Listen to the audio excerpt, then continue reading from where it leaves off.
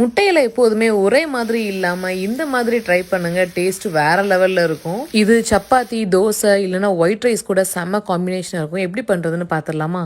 இது பண்றதுக்கு முட்டையை அவிச்சிடலாம். முட்டையை தண்ணி ஊத்தி உப்பு சேர்த்து இதை அவிச்சிட்டு 2 கீறி எடுத்து வச்சுக்கோங்க. இந்த முட்டை தொக்கு பண்றதுக்கு நல்ல கனமான பாத்திரம் எடுத்துக்கோங்க. நான் இரும்பு கடாயை எடுத்திருக்கேன்.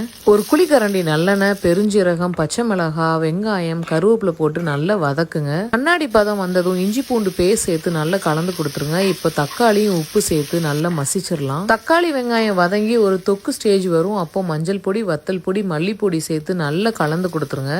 2 நிமிஷம் கலந்து கொடுத்ததும் ஒரு 1/4 கப் தண்ணி சேர்த்து 5 நிமிஷம் கொதிக்க விடலாம். இது தண்ணி எல்லாம் வத்தி எண்ணெய் பிரிஞ்சு ஆட்டோமேட்டிக்கா ஒரு தொக்கு ஸ்டேஜ் வரும்.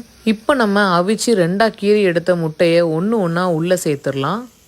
எல்லா முட்டையிலையும் மஞ்சக்கரு மசாலா படுற மாதிரி அரேஞ்ச் பண்ணிட்டு ஃப்ரெஷ்ஷாக ஒரு குத்து கருவேப்பிலை சேர்த்து 1 நிமிஷம் அப்படியே விட்டுருங்க. இப்போ மசாலாவோட சேர்த்து இந்த முட்டையை பெரட்டி போடுங்க. அந்த மசாலா முட்டையில எல்லா பக்கமும் படுத மாதிரி நல்லா கலந்து கொடுத்துட்டு இறக்குனீங்கன்னா சுவையான காரசாரமான முட்டை மசால் ரெடி. நான் இதை சப்பாத்தி கூட சர்வ் பண்ணியிருந்தேன். நீங்களும் இதை கண்டிப்பாக ட்ரை பண்ணிட்டு எப்படி இருந்ததுன்னு எனக்கு கமெண்ட் பண்ணுங்க. பாய்.